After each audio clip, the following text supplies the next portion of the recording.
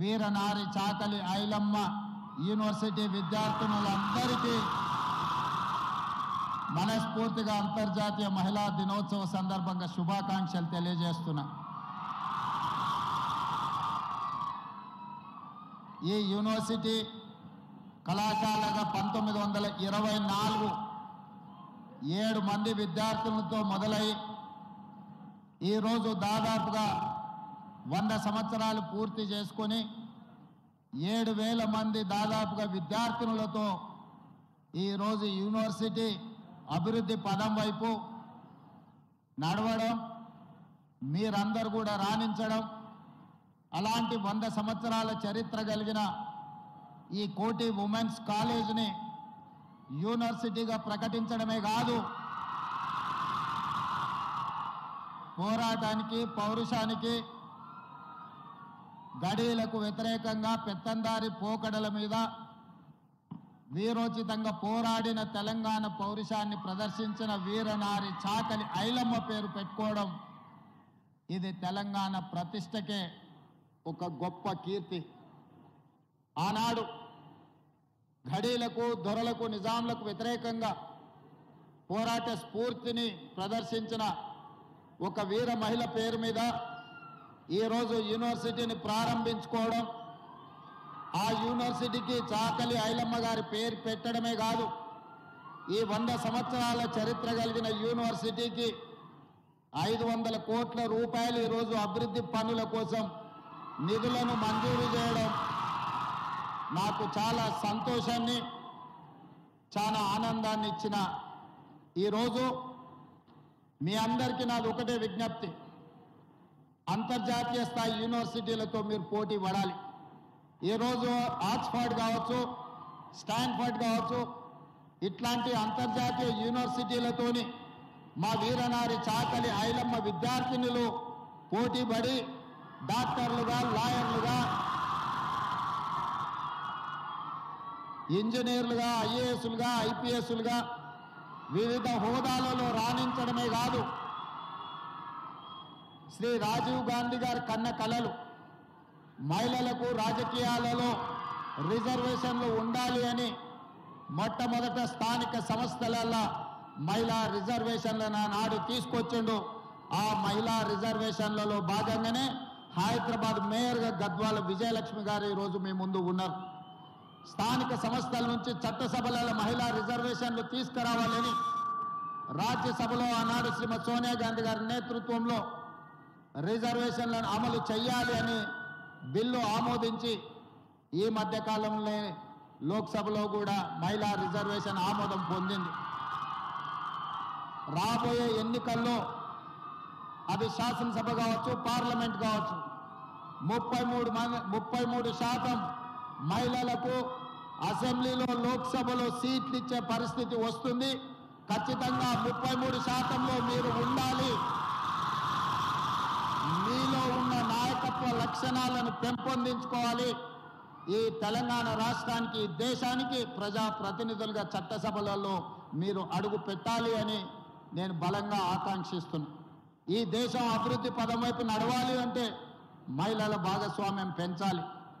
ఈ దేశానికి ప్రధానమంత్రిగా శ్రీమతి ఇందిరాగాంధీ గారు, రాష్ట్రపతిగా ప్రతిభా పాటిల్, లోక్సభ స్పీకర్గా మీరా కుమార్, ఈ విధంగా చెప్పుకుంటూ వెళ్తే 25 సంవత్సరాలు కాంగ్రెస్ పార్టీ అధ్యక్షురాలుగా శ్రీమతి సోనియా గాంధీ గారు మహిళలు బలమైన నాయకత్వాన్ని అందించిన చరిత్ర ఈ దేశానికి ఉన్నది.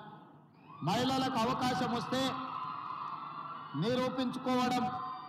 ఈరోజు తెలంగాణ రాష్ట్ర చీఫ్ సెక్రటరీగా శాంతి కుమార్ గారు ఉన్నారు. మీ ఎడ్యుకేషన్ సెక్రటరీగా యోగితా రాణా గారు ఉన్నారు. ఈరోజు మహిళలకు ఎవరికి అవకాశం ఇచ్చినా, అది ఐఏఎస్లు కావచ్చు, ఐపీఎస్లు కావచ్చు, ప్రజాప్రతినిధులు, మంత్రులుగా కావచ్చు, ఈరోజు మా క్యాబినెట్లో సీతక్క గారు కావచ్చు, ఎవరికి అవకాశం వచ్చినా మహిళలు తమ నైపుణ్యాన్ని ప్రదర్శించి తమ యొక్క చిత్తశుద్ధిని నిరూపించుకొని ఆదర్శంగా ఈరోజు నిలబడుతున్నారు. అందుకే ఈరోజు ఈ వేదిక మీద నుంచి మా సోదరి మళ్ళందరికీ నాది ఒకటే విజ్ఞప్తి, ఇదొక అద్భుతమైన అవకాశం. ఈ యూనివర్సిటీలో మీకు అడ్మిషన్లు రావడం, మీరు ఇక్కడ చదువుకోవడం అనేది నిజంగా మీ గొప్ప అదృష్టం. దీని అవకాశంగా మలుచుకోండి. ఈరోజు తెలంగాణ రాష్ట్రంలో మహిళలకు ఉన్న ప్రాధాన్యత, నేను వచ్చిన తర్వాత ఆడబిడ్డలకు ఆర్టీసీలో ఉచిత బస్సు ప్రయాణాన్ని ఇచ్చినాం. ఈరోజు మీరు ఎక్కడికి వెళ్ళినా, మీరు ఇంట్లో బయలుదేరినప్పటి నుంచి బడికి వెళ్ళాలన్నా, గుడికి వెళ్ళాలన్నా, మీ బంధువుల ఇంటికి పోవాలన్నా, భద్రాచలం పోవాలన్నా, యాదగిరిగుట్ట నరసింహస్వామిని దర్శించుకోవాలన్నా, ఆడబిడ్డలు అనా పైసలు లేకుండా ఈరోజు ఉచిత బస్సు ప్రయాణాన్ని మీ అన్నగా ఈరోజు తెలంగాణ రాష్ట్రంలో నేను అమలు చేస్తున్నాను. అదేవిధంగా కుటుంబ బాధ్యత ఆడబిడ్డల మీద ఉంటుంది. ప్రతి కుటుంబానికి 200 యూనిట్లు ఉచిత కరెంట్ ఇవ్వడమే కాదు, ఈరోజు గ్రామీణ ప్రాంతాలలో, ముఖ్యంగా తండాలలో, గూడాలలో, మారుమూల పల్లెల్లో ఉన్న పాఠశాలను అమ్మ ఆదర్శ పాఠశాల పేరు మీద స్వయం సహాయక సంఘాలకే పూర్తిగా పాఠశాలల నిర్వహణ ఈరోజు ఇచ్చినాం. ఎందుకంటే వాళ్ళ పిల్లలే ప్రభుత్వ పాఠశాలలో చదువుకుంటారు, వాళ్ళు నిర్వహించినప్పుడే ఆ పాఠశాలల యొక్క నాణ్యత పెరుగుతుంది అని ఈరోజు ఇవ్వడం జరిగింది. ఇదే కాదు, స్వయం సహాయక సంఘాలకు ఈరోజు పాఠశాలలలో పిల్లలకి ఇచ్చే రెసిడెన్షియల్ స్కూల్స్లో డ్రెస్సులు ఏవైతే స్టిచ్చింగ్ ఉన్నాయో 1,30,00,000 జతలు బట్టలు కుట్టే బాధ్యత కూడా ఈరోజు స్వయం సహాయక సంఘాలకే ఇచ్చినాం, కార్పొరేట్ కంపెనీలకు ఇవ్వకుండా అని మా సోదరి మళ్ళకి నేను ఈరోజు చెప్పదలుచుకున్నా. ఈరోజు ప్రభుత్వం వైపు నుంచి ఆడబిడ్డల్ని వంటింటి కుందేలుగా కాదు, ఆడబిడ్డలు కూడా ఎంటర్ప్రినర్స్గా రాణించగలుగుతారు, వ్యాపారాలు చేయగలుగుతారని ఈరోజు ఆర్టీసీలో మా పొన్నం ప్రభాకర్ గారి శాఖలో 1000 ఆర్టీసీ ఎలక్ట్రిక్ బస్సులు స్వయం సహాయక సంఘాలకు కొని ఈరోజు మనం అంకితం చేయబోతున్నాం. అదేవిధంగా సోలార్ పవర్ అంటే అదానీ అంబానీ కార్పొరేట్ కంపెనీలే వ్యాపారం చేస్తారని అనుకునేది, కానీ ఈరోజు 1000 మెగావాట్స్ సోలార్ విద్యుత్ ఉత్పత్తి చేసి రాష్ట్ర ప్రభుత్వానికి సరఫరా చేసే విధంగా మహిళా సంఘాలకే ఈరోజు 1000 మెగావాట్ల సోలార్ విద్యుత్ ఉత్పత్తిని ఒప్పందాలు చేసి ఈరోజు మహిళల్ని వ్యాపారవేత్తలుగా అదానీ అంబానీలతో పోటీ పడే విధంగా ఈరోజు కార్యాచరణ తీసుకొని ముందుకు వెళ్తున్నాం. ఇంకా చాలా చేయాల్సిన అవసరం ఉన్నది. అన్నిటికంటే ముఖ్యంగా మహిళలు రాణించాలి అంటే చదువుకోవాలి. కుటుంబ బాధ్యతలను నిర్వహించుకుంటూనే విద్యలో రాణించినప్పుడే మీ కుటుంబాలు బాగుపడతాయి.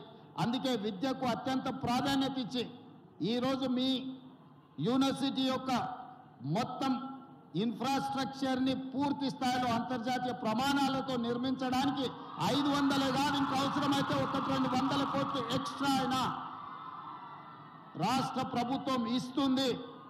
2.5 సంవత్సరాల ఈ మొత్తం కన్స్ట్రక్షన్స్ అంతా కంప్లీట్ కావాలి. వేదిక మీద ఉన్న అధికారులకు నేను ఆదేశాలు ఇస్తున్నా. ఇది 5 సంవత్సరాలు 10 సంవత్సరాలు ఖర్చు పెట్టే విధానం, కన్స్ట్రక్షన్ చేసే విధానం కాదు.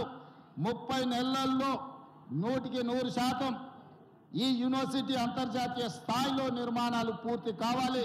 నిరంతరం స్వయంగా నేనే పర్యవేక్షించి నిధులకు ఎలాంటి ఇబ్బంది లేకుండా మీ హాస్టల్స్ కానీ, మీ క్యాంపస్ కానీ, మీ ఆడిటోరియం కానీ, మీ ప్లే గ్రౌండ్స్ కానీ మీకు ఎలాంటి ఇబ్బంది జరగకుండా 100% ఈ క్యాంపస్ని అభివృద్ధి చేసే బాధ్యత నేను తీసుకుంటున్నా. మీరు నాకు ఇవ్వాల్సిన మాట ఒక్కటే, మీరు బాగా చదువుకోవాలి, రాణించాలి, మీరు జీవితంలో ఉన్నత శిఖరాలకు ఎదగాలి. అప్పుడే మీ తల్లిదండ్రుల యొక్క ఆకాంక్ష నెరవేరుతుంది, తెలంగాణ రాష్ట్రం బలపడుతుంది. మీరందరూ కూడా ఉన్నత విద్య వైపు రాణించాలని కోరుకుంటూ మీ అందరికీ మరొకసారి అంతర్జాతీయ మహిళా దినోత్సవ శుభాకాంక్షలు తెలియజేస్తూ మీ అందరి దగ్గర సెలవు తీసుకుంటున్నా.